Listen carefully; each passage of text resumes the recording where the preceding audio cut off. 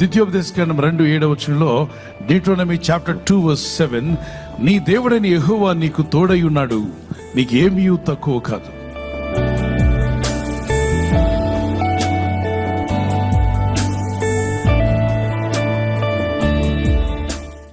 ఎవరెవరి జీవితంలో తోడుగా ఉంటే, దేవుడు తోడుగా ఉంటే కార్యాలు జరిగే ఒకసారి మనం గమనిస్తే, పరిశుద్ధ గ్రంథంలో ఇశ్రాయేలులు దీవించబడ్డారు. అబ్రహాముకి విస్తారమైన ఆస్తిని దేవుడు ఇచ్చాడంట. ఎందుకంటే దేవుడిని ఆశ్రయించాడు, దేవుడిని తోడుగా పెట్టుకుని నడిచాడు. అతని కష్టాలు వచ్చినా, ఇబ్బందులు వచ్చినా. యాకోబు ఒంటరివాడిగా ఇంట్లో నుండి వెళ్ళగొట్టబడ్డాడో, లేకపోతే ఇంట్లో నుండి పారిపోయాడు యవనస్తుడు. దారిలో వెళ్తున్నప్పుడు ప్రార్థన చేసుకుంటాడు. దారిలో వెళ్తుంటే ఆ ఆడపిల్లలు చూసుకుంటూ వాళ్ళ కళ్ళు కొడుతూ తిరగల, వెళ్ళే దారిలో మోకరిల్లి ప్రార్థన చేస్తాడు. చక్కని ఒక రాయి పెట్టి, ఓ దేవా, నేను వెళ్ళే మార్గంలో నాకు ఉద్యోగము, ఇల్లు, తినడానికి ఆహారం, కట్టుకోవడానికి వస్త్రము ఇచ్చినట్లయితే, నాకేం తక్కువ కాకుండా నువ్వు చూసుకుంటే, నాకేమీ తక్కువ కాకుండా నువ్వు చూసుకుంటే, నాకు వచ్చిన, నేను సంపాదించిన ప్రతి దాంట్లో దశమ భాగం నీకు ఇస్తాను. అప్పుడు దశమ భాగం గురించి బైబిల్లో బైబిలే లేదు అప్పుడు. కానీ అప్పుడు అంటాడు, నేను దశమ భాగం ఇస్తాను. నేను ఇక్కడ పునాదిగా వేసిన ఈ చిన్న రాయి ఉందే, ఈ రాయి దగ్గర నేను మందిరం నిర్మిస్తా, నిన్ను ఆరాధించే మందిరం చేస్తాను, బలిపీఠం కడతాను. నేనే కాదు, నా చుట్టూ ఉన్న తమ్ముళ్ళు, నాతో స్నేహితులందరినీ కూడా నిన్ను ఆరాధించేలా చేస్తాను, అందరిని ఆహ్వానించి ఆరాధించేలా చేస్తాను అని ఒడంబడికి చేసుకుంటాడు. దేవునితో ఒక మొక్కుబడి చేసుకుంటాడు, దేవునితో ఒక మాట ఇస్తాడు. యవనస్తుడు, ఒక టీనేజర్, దేవునితో మాట్లాడిన మాటలాంటివి. నాకేం తక్కువ కాకుండా, తినడానికి తిండి, కట్టుకోవడానికి వస్త్రం, పని చేసుకోవడానికి ఉద్యోగం, నాకు అలాగనే యవన కాలం వచ్చినప్పుడు వివాహము, పిల్లల్ని ఇచ్చినట్లయితే, దేవా నువ్వే కాపాడగలవు, కాబట్టి నేను అన్నింటిలో ప్రథమ స్థానం ఇస్తాను, ప్రథమ స్థానం నీకే అన్నాడు. ప్రార్థించాడు. ఈ ప్రార్థన దేవుడు విన్నాడు. ఈరోజు యవనస్తులు ఎంతమంది ప్రార్థిస్తున్నారు ఇలా? దేవుడిని నమ్ముకొని, దేవుని ఆధారంగా చేసుకుని జీవిస్తూ ఉంటే, ఆయన్ని ఆశ్రయించినట్లయితే, నీకు కానీ నీ బిడ్డలకు కానీ ఏది నీకు తక్కువ కాదు. యోసేపు తాను వెళ్తున్న మార్గమంత్రిలో దేవుడు తోడుగా ఉండబట్టి, దేవుని హస్తము తోడుగా ఉన్న యోసేపు వర్ధిల్లేను అని రాయబడింది.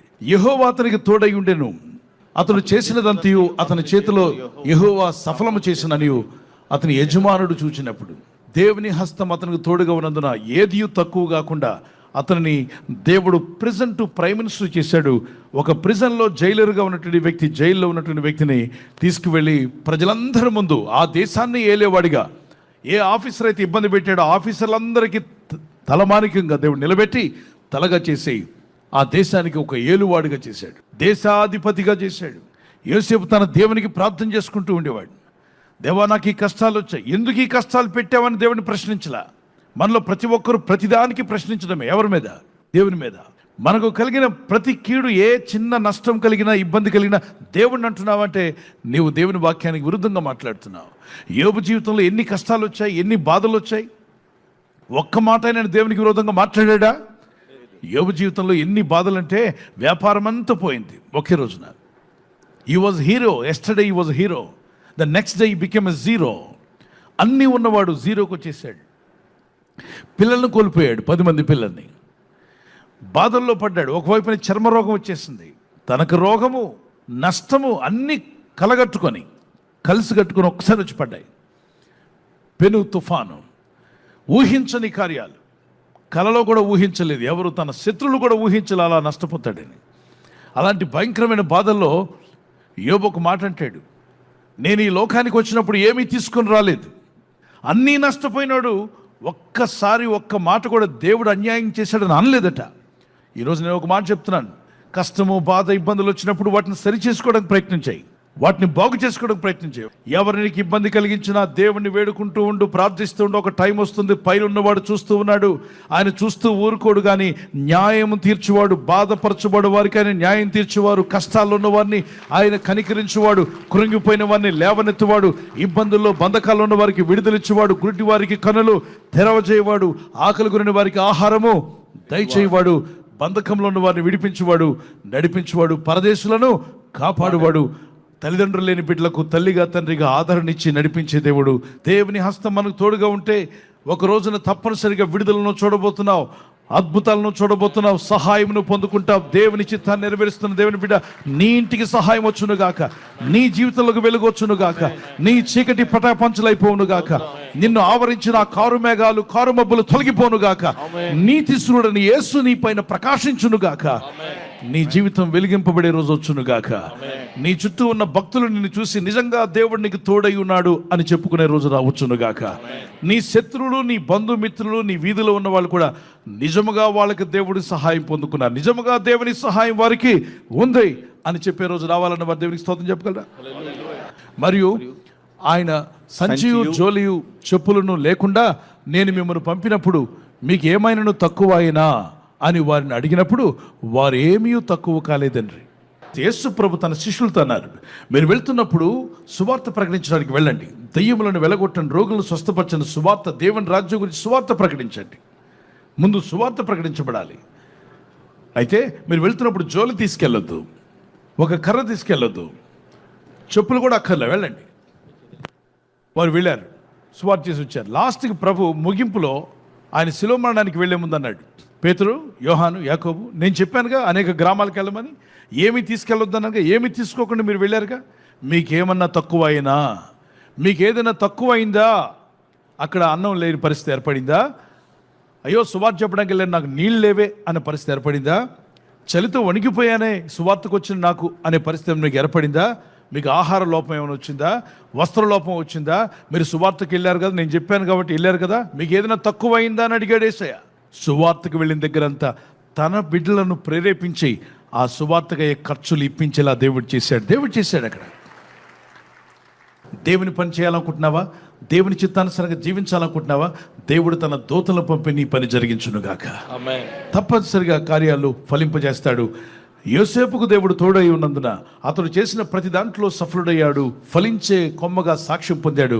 ఈరోజు నీ జీవితంలో కూడా ఏ మంచి పని చేస్తున్న దానిలో సఫలు అవ్వాలన్నది దేవుని చిత్తం అని నమ్మితే చేతిని పైకెత్తగలరా?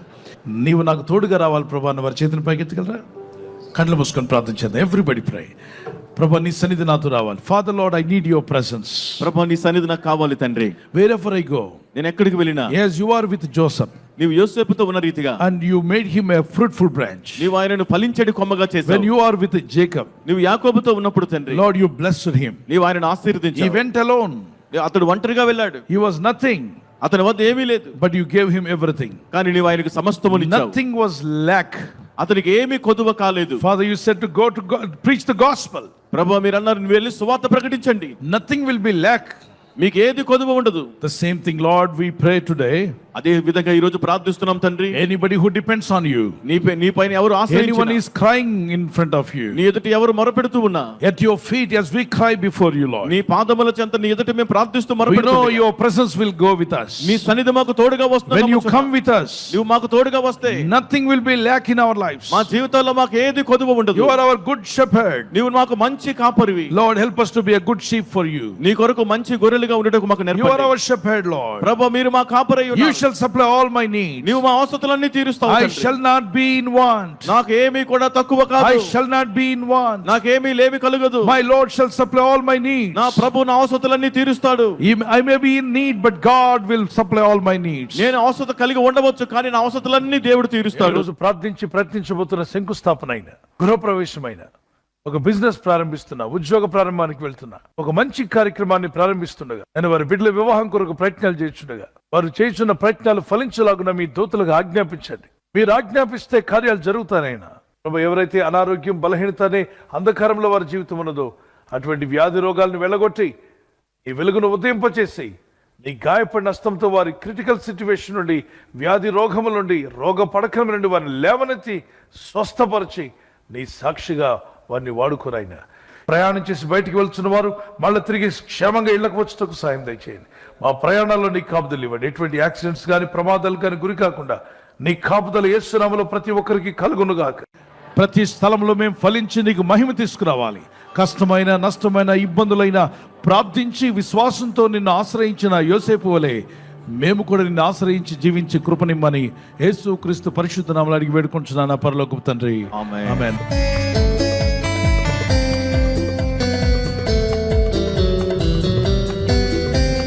సింహ పిల్లలు పస్తు పడిడలు, దేవుని వెతకిన కొదువలేదు. సింహ పిల్లలు పస్తు పడిడలు, దేవుని వెతకిన కొదువలేదు.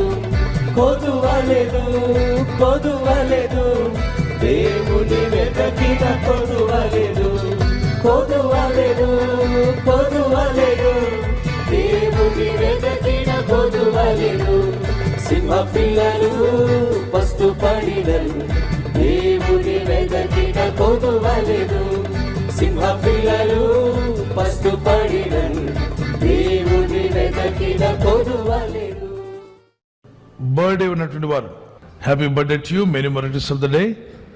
మీకు వాగ్దానము జెఫన్యా 3:15 వచనం. ఇక మీదట మీకు అపాయం సంభవింపదు. Never again will you fear any harm, never again will you fear any harm. What a wonderful promise. ఈ వాగ్దానం మీ పట్ల నెరవేరాలని ప్రార్థన చేసుకోండి. మరి బర్త్డే ఉన్న రోజు తెల్లవారు లేచి ప్రార్థన బైబిల్ పట్ల ఉండడం చాలా సంతోషం. Many more returns of the day. God bless you.